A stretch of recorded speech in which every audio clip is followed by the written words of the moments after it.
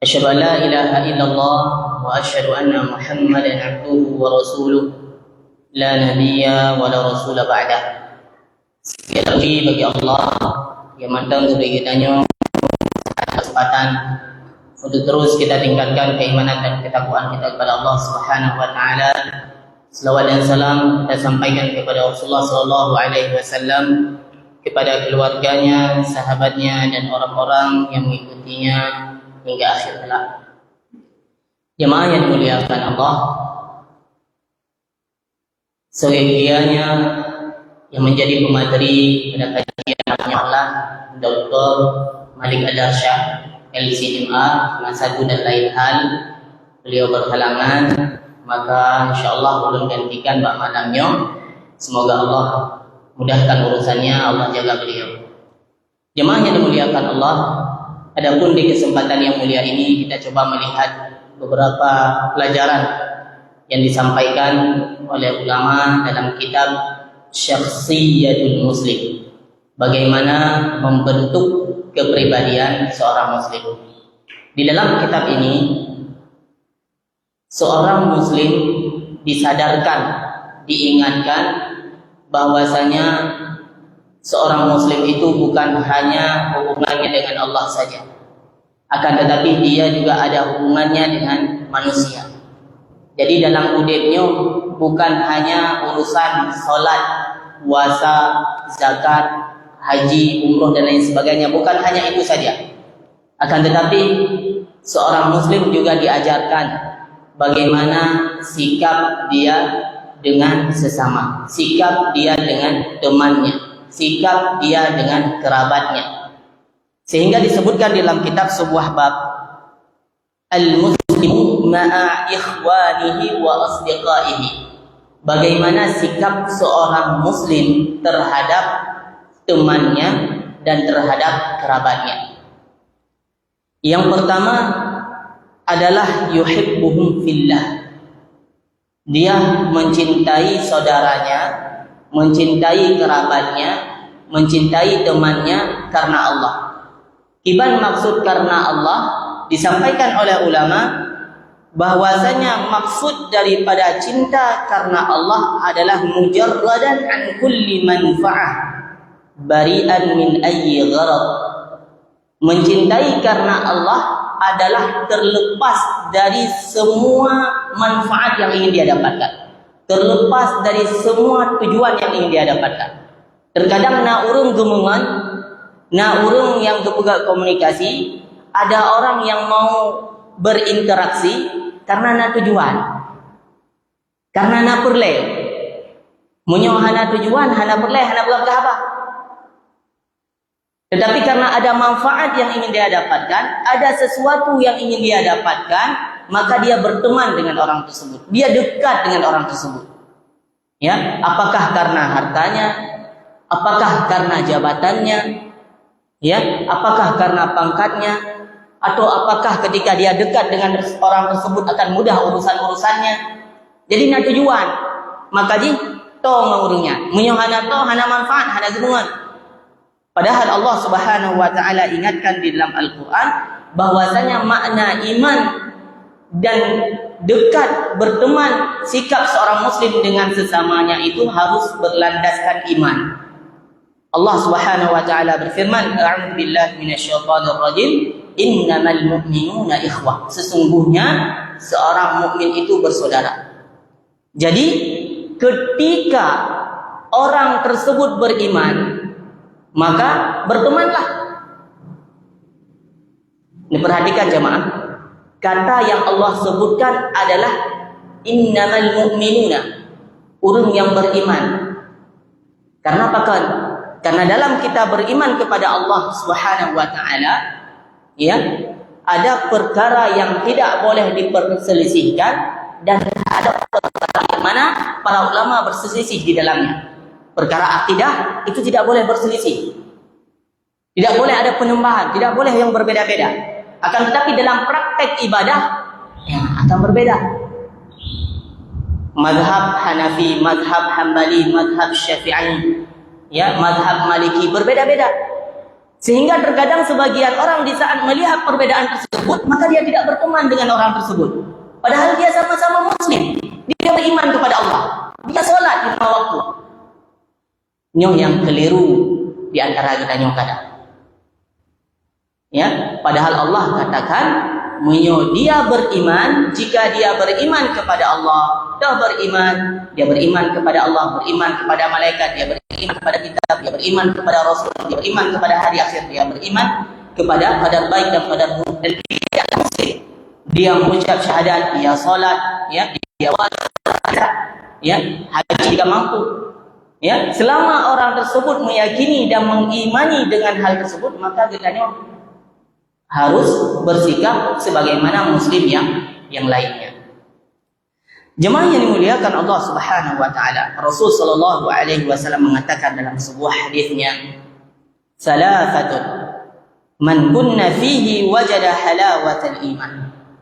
Dipegang dari Rasulullah sallallahu alaihi wasallam, barang siapa ya yang ingin mendapatkan kenikmatan daripada iman, ya, maka perhatikan 3 perkara ini. Yang pertama adalah ayyakuna Allah wa rasuluhu ahabba ilaihi mimma siwahuma. Yang kedua, seseorang itu akan mendapatkan nikmatnya iman ketika urutnya menjadikan Allah dan Rasulnya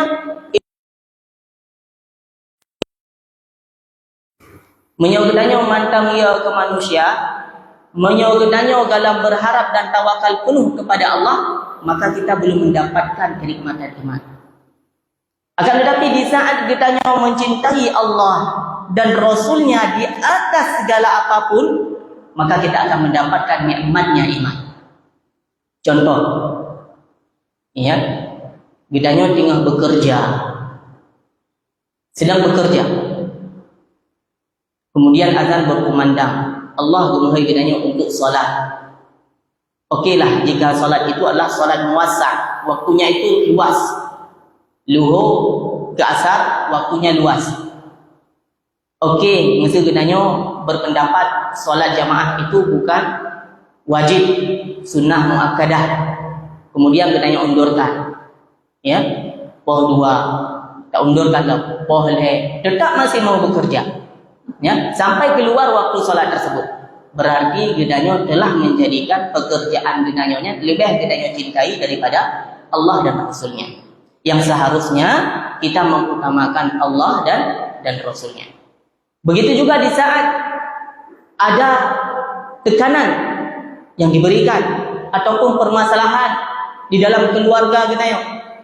Ya, di mana Rasul sallallahu alaihi wasallam mengatakan contohnya la taghdab wa lakal jannah. Baik bengih. Wa ashiruhunna bil ma'ruf. Berbuat baiklah kepada istri kalian dengan baik. Ya, kita ingin bengih, kita ingin meluapkan emosi kita. Tetapi kita lebih cinta kepada Allah dan Rasulnya, maka kita akan mendapatkan nikmatnya iman. Yang kedua, nikmatnya iman akan didapatkan dengan cara wa an yuhibbal mar'a la yuhibbuhu illallah. Dia mencintai seseorang karena Allah, bukan karena yang lainnya. Jadi kita akan mulai mencintai saudara kita, ya, sebagaimana mencintai kita terhadap diri kita sendiri, tanpa ada tujuan yang kita sampaikan dulu, karena manfaat ataupun sesuatu yang ingin kita dapatkan, maka dia akan mendapatkan nikmat iman. Dan yang terakhir dipegang dari Rasulullah sallallahu alaihi wasallam, wa an yakraha an ya'uda fil kufri ba'da an anqadhahu Allah minhu kama yakrahu an yuqdhafa fin nar. Yang bagi burung-burung yang mana Allah selamatkan dia dari mana sebelumnya dia kafir, kemudian dia masuk Islam, dan dia membenci untuk keluar dari Islam, kembali kepada kekufuran, sebagaimana dia benci dilemparkan ke dalam api neraka. Jadi 3 cara ini. Yang pertama, dia mencintai Allah dan Rasulnya di atas segalanya. Yang kedua, dia mencintai saudaranya karena Allah. Dan yang ketiga, dia benci untuk kembali kepada kekufuran. menyol hebohnya genanya miliki, maka orang tersebut akan mendapatkan kenikmatan di dalam beriman. Jemaah yang dimuliakan Allah Subhanahu wa taala, tentunya mencintai karena Allah itu memiliki kedudukan yang besar di sisi Allah Subhanahu wa taala. Sebagaimana disebutkan oleh Rasulullah sallallahu alaihi wasallam dalam sebuah hadis bahwasanya 7 golongan yang akan mendapatkan naungan Allah Subhanahu wa taala nantinya di akhirat, di mana tidak ada naungan selain naungan Allah. Yang pertama adalah imamun adil, imam yang adil. Yang kedua adalah syabun nasya'a fi ibadatillah, seorang pemuda yang dia hidup dalam ketaatan kepada Allah. Yang ketiga, orang yang mendapatkan naungan nantinya di hari tidak ada naungan selain naungan Allah adalah rajulun qalbuhu mu'allaqun bil masajid, laki-laki ataupun seorang hamba yang hatinya itu selalu terikat dengan masjid. Ketika datang waktu salat, dia datang ke masjid. Itu qalbuhu mu'allaqun bil masajid. Kan karena memang tugas di masjid. Ya, karena ada sebagian orang karena tugasnya di masjid, makanya dia terikat dengan masjid. Ketika tidak lagi tugas di masjid, tahan dia terikat dengan masjid. Maka perlu diperbaiki niat kitanya, harus karena Allah Subhanahu wa taala. Kemudian yang keempat, rajulani tahabban fillah. Ya, 2 orang yang saling mencintai karena Allah. Ini yang jadi poin pembahasan yang saya sampaikan, bahwasanya orang yang saling mencintai karena Allah bukan karena sesuatu yang lain, dia mendapatkan naungan di saat tidak ada naungan selain naungan Allah. Yang kelima adalah ijtama'a ala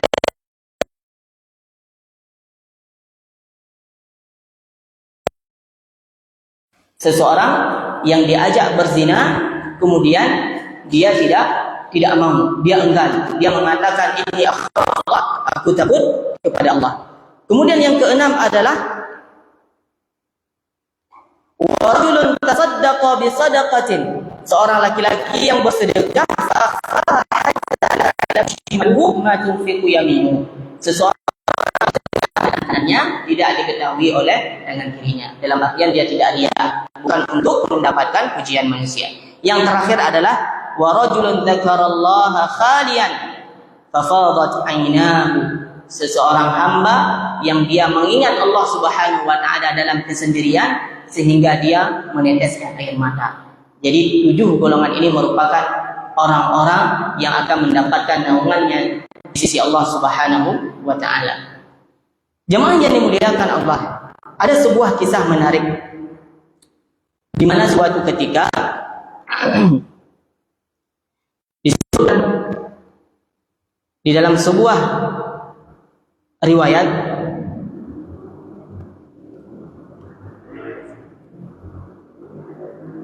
dari Abi Hurairah radhiyallahu anhu an Nabi sallallahu alaihi wasallam anna rajulan zara akhan lahu fi qaryatin ukhra. Ada seorang laki-laki yang dia berjalan menziarahi ya temannya yang ada di daerah lain ataupun di desa lain, di tempat lain. Artinya butuh safar, ya butuh perjalanan untuk gejak baru mau sidrawungnya. Kemudian ketika dalam perjalanan, perhatikan jemaah muliakan Allah, ketika orang tersebut dalam perjalanan, fa'arsadallahu ta'ala ala madarajatihi malakan. Dalam perjalanannya Allah kirimkan kepada laki-laki tersebut seorang malaikat. Jadi kira urang agamnya tinggal dalam perjalanan untuk menziarahi temannya, kemudian Allah kirimkan kepadanya satu orang malaikat, tentunya dalam bentuk manusia. Falamma ata alaihi, kemudian orang ini mendatangi laki-laki tersebut. Kemudian menanyakan, "Aina turid?" Kemana kamu mau pergi? Mana aja? Tentunya dia tidak tahu bahwasanya ini adalah malaikat. Aina turid? Kemana kamu mau pergi? Qala, dia pun mengatakan, "Uridu akhan fi hadhil qaryah." Aku ingin mendatangi seorang teman ya di desa tersebut. Qala, kemudian laki-laki ini yang menyerupai malaikat ini dia bertanya, Hallaka alaihi min ni'matin tarubbuha? Apakah kamu datang kepada laki-laki tersebut ada sesuatu yang ingin kamu dapatkan kepadanya? Ada satu manfaat nikmat yang akan kamu dapatkan daripadanya? Karena tentu orang ketika menziarahi datang kepada satu tempat, ya, berbeda-beda tujuan. Ya, beda-beda tujuan. Nah, yang dulu uruh ke kebancara berupa yang dari pemerintah, nah yang macam-macam lah. Ya, sehingga ditanya oleh laki-laki yang menyerupai malaikat ini, ya, apakah kamu ada tujuan untuk menyerupai laki-laki tersebut, saudaramu tersebut di desa yang kamu sebutkan? Kemudian dia mengatakan, qala la, tidak ada. Ghaira anni ahbabtuhu fillah. Tidaklah aku menziarahinya, aku datang kepadanya, aku jenguk dia kecuali karena cinta karena Allah. Murni karena cinta kepada Allah. Ya, kemudian apa yang dikatakan oleh malaikat ini yang menyerupai laki-laki? Qala fa inni Rasulullah ilaik, Rasulullah ilaik. Sesungguhnya aku adalah utusan Allah. Nyan baru sadar. Aku adalah utusan Allah. Bi anna Allah, sesungguhnya Allah qad ahabbaka kama ahbabtahu fi. Jadi laki-laki ini, malaikat ini menyampaikan kepada laki-laki ini bahwasanya ketahuilah bahwasanya Allah telah mencintaimu sebagaimana engkau mencintai saudaramu. Jemaah yang dimuliakan Allah Subhanahu wa taala, nyo bisa kita praktekkan. Sigaga ya, menyogalang praktekkan jak bangun tanpa tujuan apa-apa. Ya, untuk menziarahinya, untuk silaturahminya tanpa ada momen tertentu, kan karena hari raya. Ya, kan karena bulan Ramadan nak buka puasa.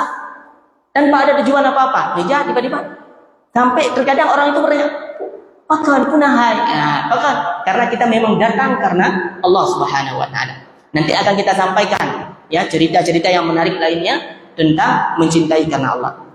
Jemaah yang dimuliakan Allah Subhanahu wa taala, sampai Rasul sallallahu alaihi wasallam mengatakan dalam sebuah hadisnya, "Idza ahabba ar-rajulu akhahu falyukhbirhu annahu yuhibbuhu." Ini sangat jarang kita praktekkan. Dipegah dari Rasulullah dalam sebuah hadis, ya, "Idza ahabba ar-rajulu akhahu, idza ahabba ar-rajulu akhahu." Jika seseorang mencintai saudaranya, ya, falyukhbirhu annahu yuhibbuhu. Maka hendaknya dia menyampaikan kepada orang tersebut, aku mencintaimu. Tahu tak praktek jarang ataupun tidak pernah. Takun bangan di sampai lum cinta keron karena Allah. Mungkin dalam bahasa kita yuk terdengar hana mangat. Ulang beragam beberapa beragam. Karena ini adalah sesama laki-laki, bukan LGBT. Bende kan, aku karo kamu mencintai karena Allah. Ugala sama-sama agama. Padahal Rasulullah SAW merintahkan, "Idza ahabba ar-rajulu akhahu falyukhbirhu annahu yuhibbuhu." Jika kamu mencintai saudaramu, ya, maka sampaikanlah. Diu pegang. Ya, bahwasanya aku mencintaimu karena Allah Subhanahu wa taala.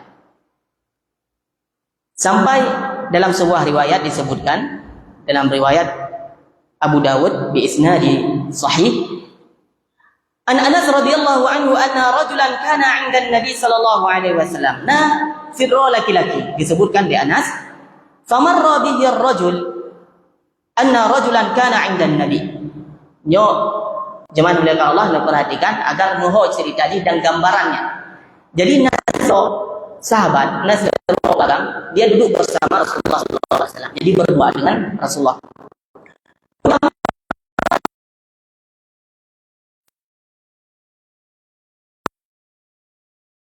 Ya, laki-laki tersebut tidak berhenti. Dia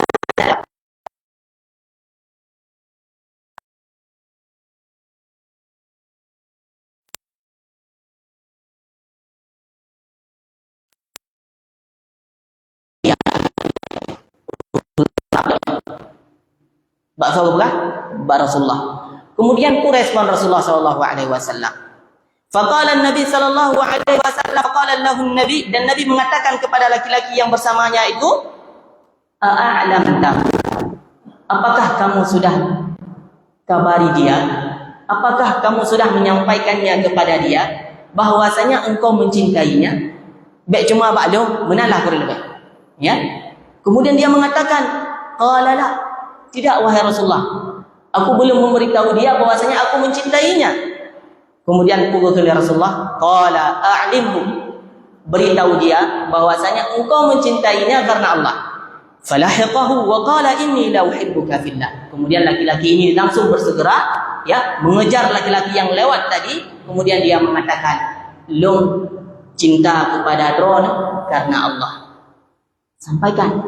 Kemudian jemaah yang muliakan Allah, faqala, kemudian laki-laki yang lewat tadi mengatakan, "Ahabbakallahu alladhi ahbabtani lahu." Semoga Allah mencintaimu sebagaimana engkau mencintaiku karena Allah. Nyan balasan katanya muyana urang keun katanya uhibbuka fillah, aku mencintaimu karena Allah. Tabalah ditanya, semoga Allah mencintaimu sebagaimana engkau mencintaiku karena Allah. Jemaah yang dimuliakan Allah, sebenarnya perkaranya ya tidak menjadi tabu ketika kita saling mengetahui. Menyo saling tadepu, kita tajabu, tadepu ilmu, maka tidak menjadi tabu. Hana rasa hana mengat untuk kita ucapkan. Tetapi menyo kita dengan orang yang hana gedepu, hana mengat untuk kita ucapkan. Ya, tiba-tiba lewat akun di pasar, "Long cinta keturunan karena Allah." Ya, pasti akan bertanya dalam hati orang tersebut, "Utarunyo tiba-tiba." Ya, akan tetapi menyo bertanya ke tadepu ilmu, maka kita akan menjawab, semoga Allah mencintaimu sebagaimana engkau mencintaiku karena Allah. Ya, pernah suatu ketika jemaah yang muliakan Allah, ya, nazidro urang gecel. Ya, cuma karena hana mau buka HP, kemudian telat gecet assalamualaikum. Kapadung jum baru makalan. Sonyo. Assalamualaikum. Lembalah waalaikumsalam. Iban punah haji dan mantu. Kemudian lembalah, enggak apa-apa Ustaz. Cuma banyak orang menuntut ilmu. Kemudian lembalah uhibbuka fillah. Ya bahasa Arab, uhibbuka fillah. Kemudian langsung lembalah ya ahabbakallahu alladhi ahbabtani lahu. Kenapa kan mufhum dan tidak terasa aneh? Ya, dan ini jemaah dimuliakan Allah, jud bidanya untuk praktekkan. Takalan riwayat yang lain, kisah yang lain yang disebutkan dalam hadis Rasulullah sallallahu alaihi wasallam. Wa kana Rasul sallallahu alaihi wasallam yaf'alu dzalika bi nafsihi. Dan ternyata bukan hanya Rasul diperintahkan orang lain, tetapi Rasul juga mempraktekkannya. Muallimal muslimina kaifa yabnuna mujtama'al mahabbah wat tawaddu wat ta'akhi. Ingin disampaikan, diajarkan dari Rasulullah bagaimana kitanya mempraktekkan hal tersebut agar terbangunnya sebuah masyarakat yang saling mencintai. Ya. Wa dzalika hinama akhadha bi yadi Muadz wa qala. Nyo cerita aja praktek Rasulullah sallallahu alaihi wasallam suatu ketika Rasul memegang tangan seorang pemuda yang bernama Muadz. Ya, gemat jaro Muadz. Kemudian gekeun dia Rasulullah sallallahu alaihi wasallam Mbak Muadz. Ya Muadz, wallahi inni la uhibbuk. Demi Allah aku mencintaimu karena Allah. Dipraktekkan oleh Rasulullah. Gekeun Mbak Muadz. Ya. Kemudian Rasul sallallahu alaihi wasallam memberikan nasihat kepada Muadz. Tsumma usika ya Muadz, aku memberikanmu ya Muadz nasihat. Yang pertama yaitu la tad'anna fi duburi kulli salatin taqul. Jangan tinggalkan di setiap akhir salatmu agar engkau mengatakan berdoa, berzikir yang bunyinya adalah Allahumma a'inni ala dzikrika wa syukrika wa husni ibadatik. Nyo adalah nasihat Rasulullah kepada Muadz. Wahai Muadz, ya, berzikirlah di akhir salatmu, Allahumma a'inni ala dzikrik. Ya Allah, ya, bantulah aku, tolonglah aku untuk senantiasa menjadi hamba yang senantiasa mengingatmu. A'inni ala dzikrik wa syukrik, dan menjadi hambamu yang senantiasa bersyukur kepadamu. Wa husni ibadatik, dan menjadi hambamu yang baik dalam beribadah. Ya. Sebenarnya tiga-tiga perkara ini merupakan yang kebutuhan gedanyo. Gedanyo ingin agar Allah Subhanahu wa taala diingat gedanyo dengan cara gedanyo ingat kepada Allah. Gedanyo ingin agar Allah timpahkan nikmat kepada gedanyo dengan cara gedanyo bersyukur kepada Allah. Gedanyo ingin agar Allah permudah urusan gedanyo dengan cara gedanyo menjadi hamba yang baik dalam beribadah. Ini adalah sebuah kebutuhan setiap muslim. Yang menjadi pokok daripada hadis ini jemaah dimuliakan Allah adalah Rasul dipraktekkan kepada Muaz dan mengatakan kepada Muaz bahwasanya aku mencintaimu karena Allah. Ono di lain perayaan.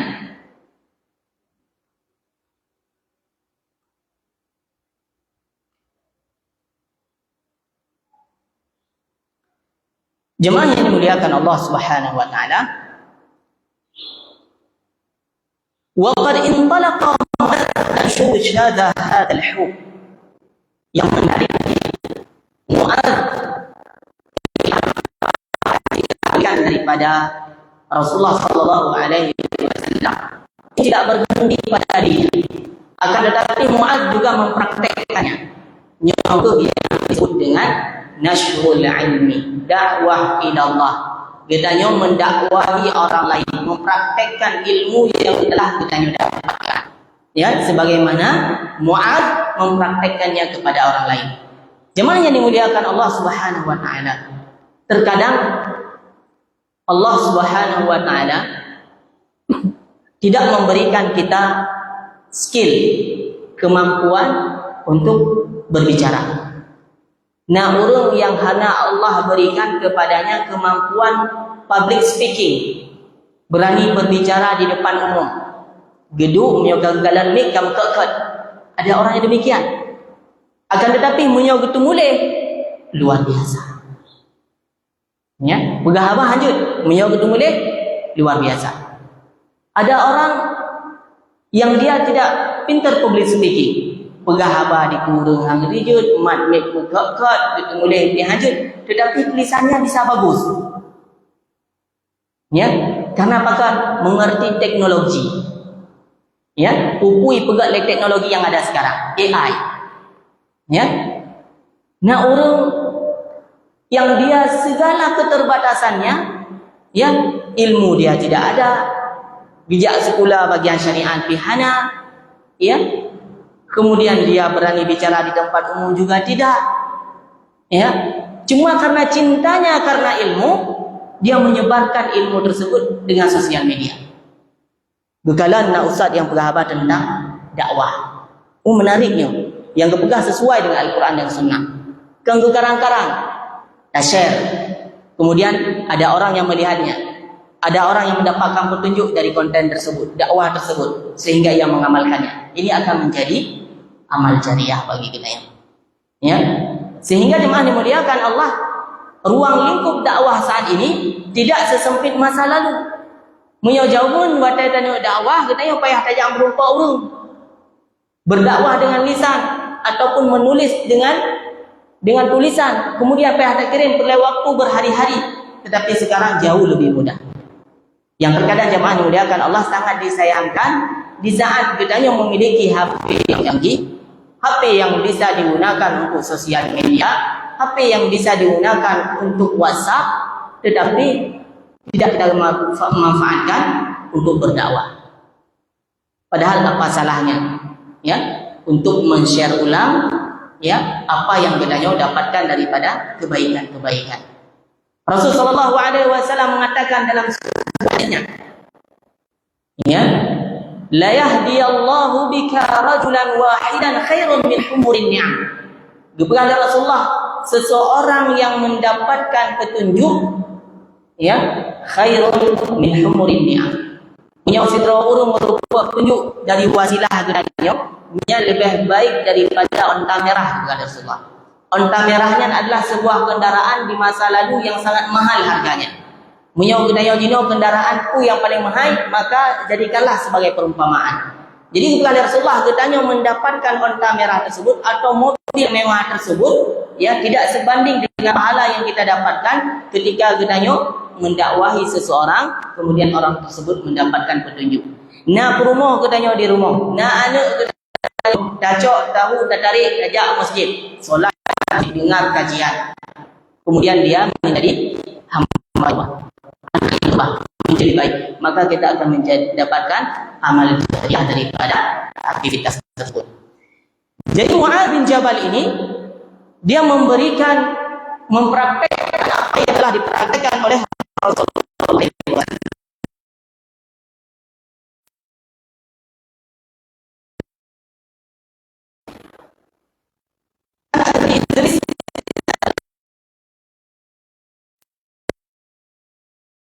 Dengan isnad yang sahih, Abi Idris Al-Khawlani faqal.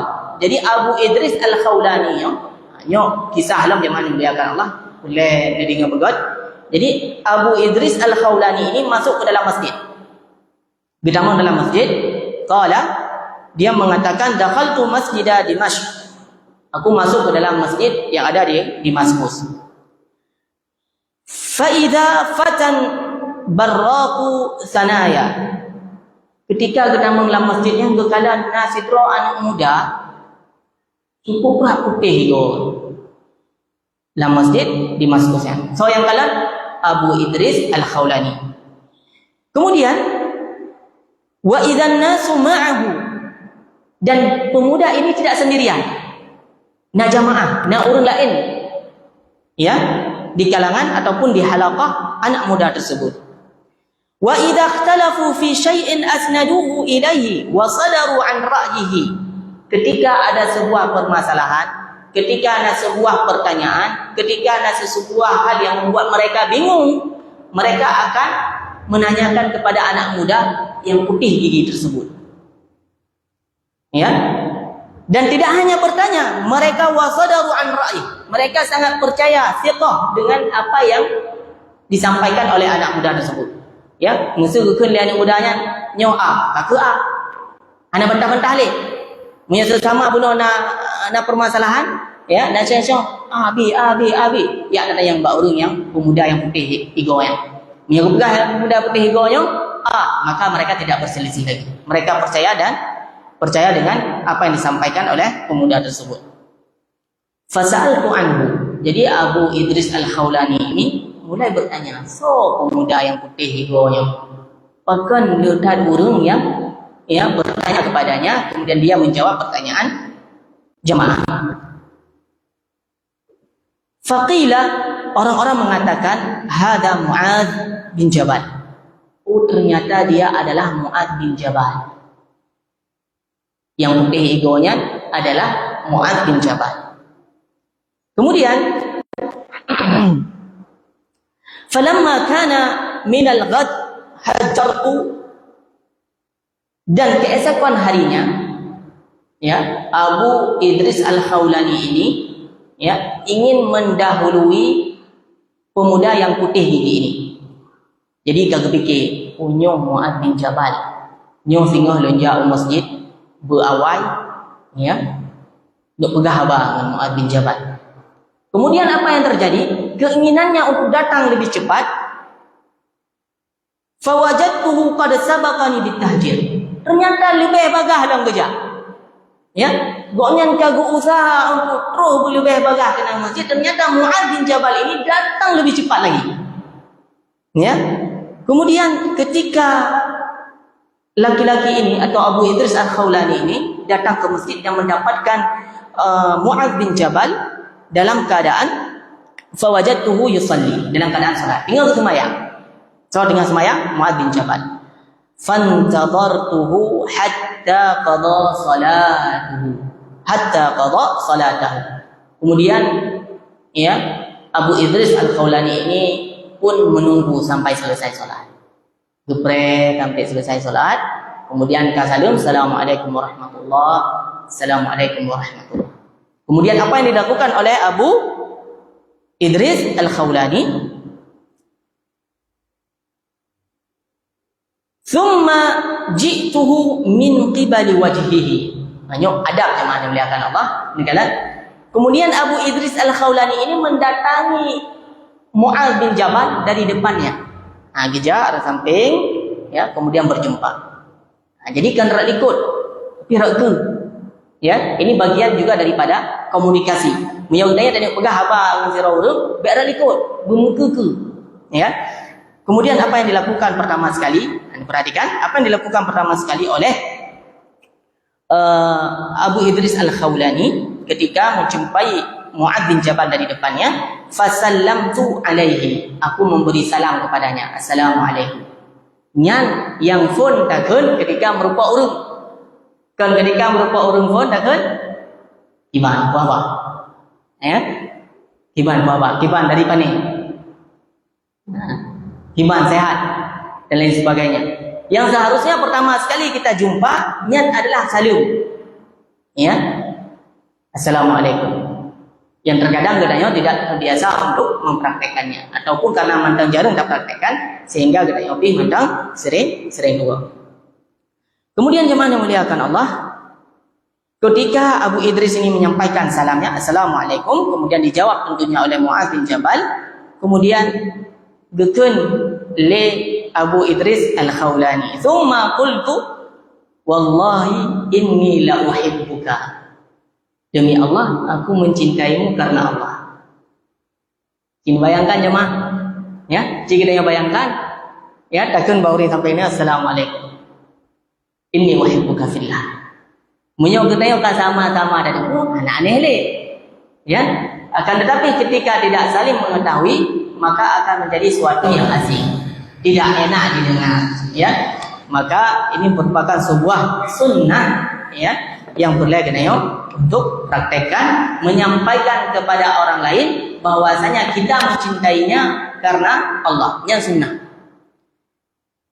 Kemudian di saat Abu Idris Al-Khawlani ini menyampaikan cintanya kepada Mu'adz bin Jabal karena Allah, kemudian Mu'adz bin Jabal mengatakan, faqala Allah, apakah benar? Betul.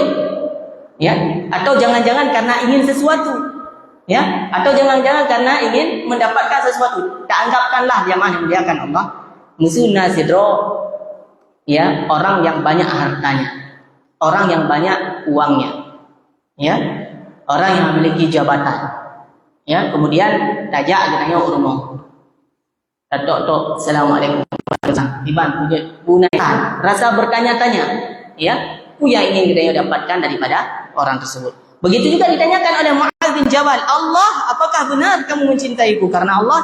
Kemudian Abu Idris mengatakan, qultu Allah, betul karena Allah, demi Allah aku mencintaimu karena Allah, bukan karena sesuatu yang lain. Kemudian Mu'adz bin Jabal kembali bertanya, faqala Allah, apakah benar karena Allah? Faqultu Allah, benar karena Allah. Kemudian Mu'adz bin Jabal fa akhadhani bihabwati ridai. Ini adalah sebuah sikap di mana muliakan Allah. Nah, faidah dari perkataan Mu'adz bin Jabal ini. Kemudian Mu'adz bin Jabal menarik, ya, ataupun memegang ujung rida, ya, ijaz rida yang dipakai oleh Abu Idris, kemudian ditarik oleh Mu'adz bin Jabal, ditarik, kemudian gesah oleh Mu'adz bin Jabal, disampaikan oleh Mu'adz bin Jabal, kepegah oleh Rasulullah, kepegah oleh Mu'adz bin Jabal, absyir, berbahagialah, kepegah Abu Idris, fa inni sami'tu Rasulullah sallallahu alaihi wasallam yaqul, karena aku sudah mendengar Rasul sallallahu alaihi wasallam mengatakan, qala Allah taala, Allah Subhanahu wa taala berfirman, wajabat mahabbati lil mutahabbina fiyya, wajib bagi urung-urung yang mencintai saudaranya karena Allah, wajib bagi mereka cintaku kepadanya. Bukankah ini sebuah, ya, kedudukan, reward, penghargaan yang besar yang akan Allah berikan di saat dia mencintai saudaranya karena Allah Subhanahu wa taala. Wal mujalisina fiyya wal mutazawirina fiyya wal mutabadhilina fiyya. Jadi urung-urung yang mencintai karena Allah ini, mereka wajib bagi mereka mendapatkan cintanya Allah Subhanahu wa taala. Takalan jemaah dimuliakan Allah, baca faedah. Di saat Mu'adz bin Jabal ingin menyampaikan sabda Rasulullah, ingin menyampaikan hadis Rasulullah, ingin menyampaikan kabar gembira. Ugukeun lin Mu'adz bin Jabal, atau apa yang dilakukan oleh Mu'adz bin Jabal? Mu'adz bin Jabal memegang rida daripada tubuh yang bertanya tersebut ataupun Abu Idris. Nyo memberikan pelajaran bagi kita, munyo kita dan lebih nasihat ya kepada seseorang, ya orang dekat ataupun orang yang tidak dekat, yang dia sudah maksudnya sudah percaya dengan kita, baik itu anak kita, maka sentuhlah bagian fisiknya. Nyo akan lebih kena kita tamat tubuh dari orang yang ingin kita bi nasihat. Kita nak anak di rumah, kita nak cucu di rumah, kita nak istri pasangan di rumah. Ketika kita ingin memberikan nasihat kepadanya sambil memegang tubuhnya atau sambil memegang bagian yang dia pakai daripada tubuhnya, karena itu akan lebih berbekas, lebih lengket daripada kita tidak memegang sesuatu daripada tubuhnya. Begitu juga yang dilakukan oleh Rasulullah. Yang bertanya, perhatikan hadis Rasulullah ketika ingin memberikan nasihat kepada Mu'adz bin Jabal, dilakukan oleh Rasulullah gemat jaro Mu'adz bin Jabal. Ya, jadi jemaah dimuliakan Allah, ini merupakan bagian daripada seni dalam berkomunikasi agar lebih berdampak pada orang yang kita ingin sampaikan.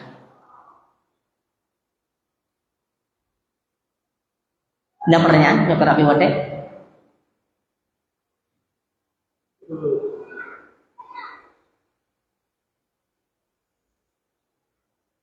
Baik, kita lanjutkan baca itu.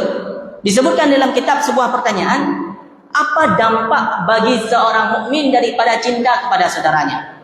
Ya, mungkin kita sudah tanya, emang menyolong hana cinta kepada saudara karena Allah? Urusan. Ya, nah, mungkin kita ada yang lainnya. Ya, urusan. Jika galak ada pilihan tu. Ya, lagian cara ibadah dia, cara solat dia berbeda dengan saya. Ya, mungkin kita ada pula. Goknya kunut subuh, lu ada kunut subuh. Mengan ngaji, ya, dampak. Ternyata ada dampaknya. Rasulullah SAW mengatakan dalam sebuah hadisnya, "Alladzi nafsi biyadi la tadkhulul jannata hatta tu'minu, wa la tu'minu hatta tahabbu. Awala adullukum ala syai'in idza fa'altumuhu tahabbtum afshus salama bainakum." Dipegang dari Rasulullah SAW, ya, tidak masuk surga sampai kalian saling mencintai. Dan tidaklah kalian saling mencintai dan tidaklah kalian beriman sampai kalian saling mencintai. Jadi dayo hana tamang syurga kecuali kita yang beriman kepada Allah, dan tidak beriman seseorang sampai mereka saling mencintai. Maka dipegang oleh Rasulullah, di antara cara untuk timbul rasa cinta tersebut, selain kita yang mengungkapkan cinta kita yang kepadanya dengan cara afsyus salama bainakum, saling menyebarkan salam. Merupa orang di masjid, assalamualaikum. Merupa orang di pasar, assalamualaikum. Merupa orang di kantor, assalamualaikum. Bahkan ketika kita yang ngomong rumah juga ada assalamualaikum. Ketika kita ingin keluar dari rumah, ya, kita berpamitan dengan pasangan kita, assalamualaikum. Jadi di mana-mana, ya, kita yang mengucapkan assalamualaikum. Bahkan disunnahkan mengucapkan salam dengan berbedanya atau terhalangi dengan tembok. Ya, contoh, na orang di dalam lungkut assalamualaikum, dan tubit dari kamar imam, kemudian sudah terhalangi dengan tembok, dan tamu assalamualaikum. Ya, punya orang hana terbiasa, bukan dia dengan assalamualaikum, assalamualaikum, assalamualaikum, dan tubit dia assalamualaikum. Ya, padahal itu adalah bagian daripada sunnah. Terbatasi dengan satu tembok atau hijab, itu sudah disunahkan untuk mengucapkan assalamualaikum. Mungkin yang mana yang dapat kita sampaikan, lebih dan kurang bagi maaf. Nak tatimi doa kafaratul majlis. Subhanakallahumma bihamdika asyhadu an la ilaha illa anta astaghfiruka wa atubu ilaik. Assalamualaikum warahmatullahi wabarakatuh.